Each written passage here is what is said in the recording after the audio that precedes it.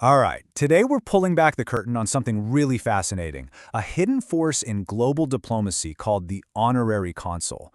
You've probably never heard of them, but they're part of this huge, invisible network that quietly keeps our whole interconnected world ticking. So, let's just jump right in with a massive question. Picture this, you're a smaller country. Of course you want to trade with the world, you want to help your citizens when they travel, you want to have a global footprint.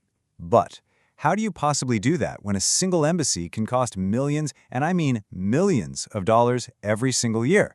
It seems completely impossible, right? And that exact problem, that's what we're going to call the diplomatic dilemma.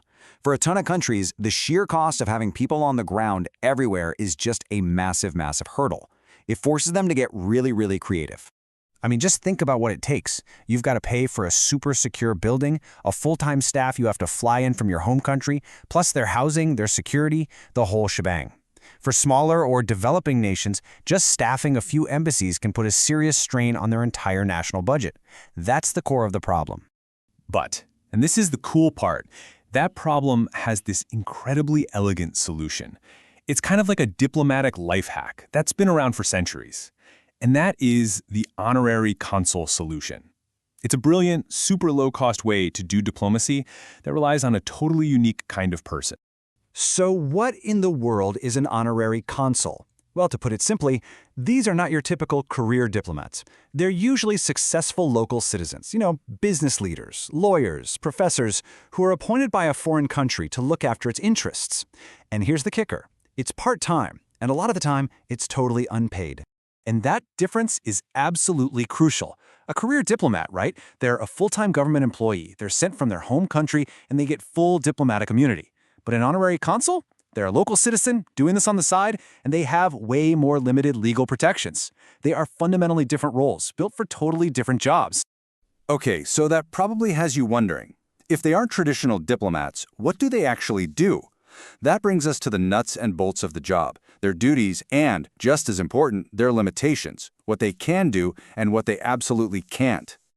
Their job is super practical, really on-the-ground stuff. If a tourist from the country they represent gets into trouble or loses a wallet, the honorary consul is often the very first person they call. They also act as a bridge for businesses, helping to build trade and cultural ties. And during a crisis, they are a vital local contact. Now, just as important is what they can't do. And there are some really bright, clear lines here. An honorary consul will never, ever issue you a passport. They can't give you a visa. And they are absolutely not involved in any kind of sensitive, high-stakes political talks. That stuff is strictly for the career diplomats. So with all these limitations, you might be asking about their status. How are they seen under international law?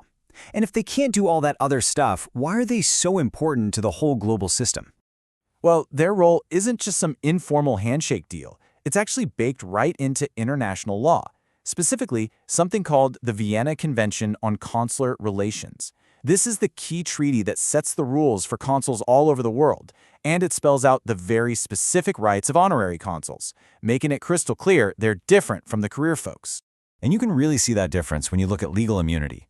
A career diplomat has a really high level of protection from being prosecuted in the country they're in. An honorary consul, though, their immunity is much more limited. It usually only covers the official things they do as part of their consular job, and that's it. So, why have them at all? It all comes down to one word: strategy. You don't just find honorary consuls scattered around randomly. Nope. They are put in places that really matter for the global flow of goods, people, and money. And where are we talking about? Well, think about the nerve centers of the global economy. You'll find them in massive port cities, in busy international trade hubs, and in key centers for aviation and shipping. They are the eyes and ears for their home country, right where modern business actually happens. Which brings us to the big takeaway here. When you put all these pieces together, you start to realize this whole system is really diplomacy's secret weapon. It's this massive, invisible network that quietly holds up our entire interconnected world. Look, they're not the diplomats you see in the movies, striking deals in some grand embassy. No way. They are the people on the ground, in the ports and the business hubs, making sure all the little interactions that make up global trade happen smoothly. They fill all the gaps that traditional diplomacy just can't afford to cover. So I'll leave you with this thought. We all depend on global trade and travel every single day. but we almost never think about the human infrastructure that makes it all possible. Without this hidden, invisible network of honorary consuls, could our modern global economy even work the way it does? Now that is something worth thinking about.